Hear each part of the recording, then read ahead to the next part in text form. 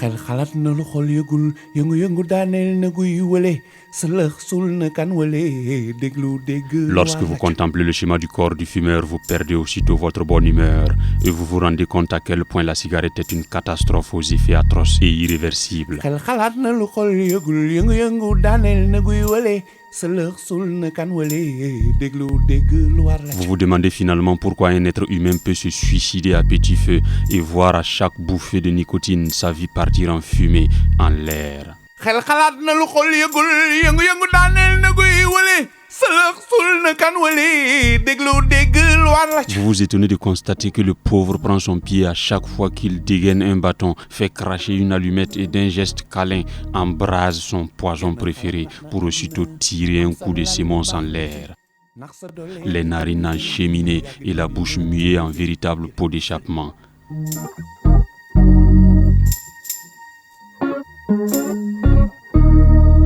Non-fumeurs, éloignez-vous. Après chaque mégot jeté, la prochaine munition est dans le chargeur, si bien qu'à force de fumer, le téméraire asservi se démolit, se ramollit et s'affaiblit sur tous les plans. Il s'use et se crame lentement et sûrement, se dégrade et s'effrite morceau par morceau, lambeau par lambeau.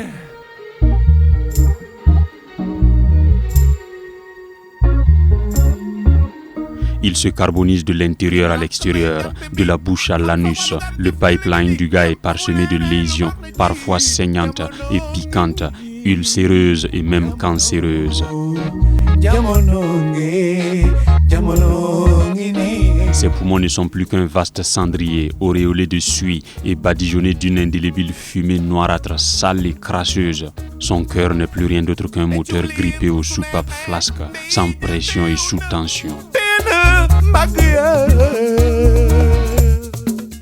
D'ailleurs, ce n'est plus un cœur qui bat, mais un cœur qui se débat et s'emballe dans les dédales du tabac, dans un combat vain et sans issue.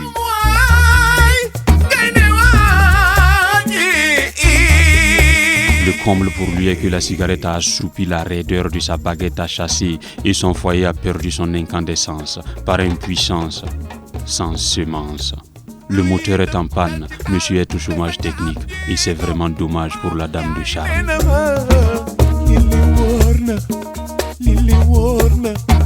Fumer, c'est s'assumer, c'est s'abîmer au jour le jour avec l'argent de sa propre poche.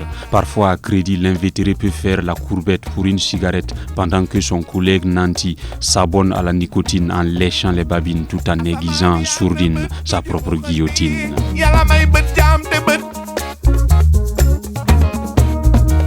À ses débuts, il fumait pour frimer et être en vogue. Lorsqu'il prenait une bouffée, il se sentait presque comme un dieu. Il se levait au-dessus de la mêlée pour atterrir avec force et conviction.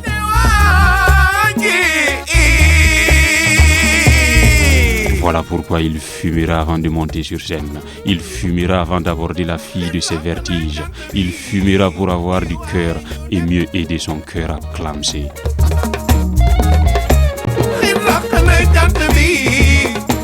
Aujourd'hui, il a élu domicile en pneumonie. Il connaît tous les spécialistes du domaine et a fait le tour de la gamme des médicaments. Il a même changé de religion pour espérer en un autre Dieu. Hélas, aucun Dieu ne fume.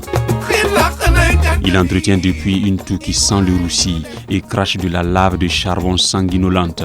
Il s'est juré de cesser, mais à force de fumer depuis 20 ans, il est devenu une véritable bombe de fumée, larvée de cancer.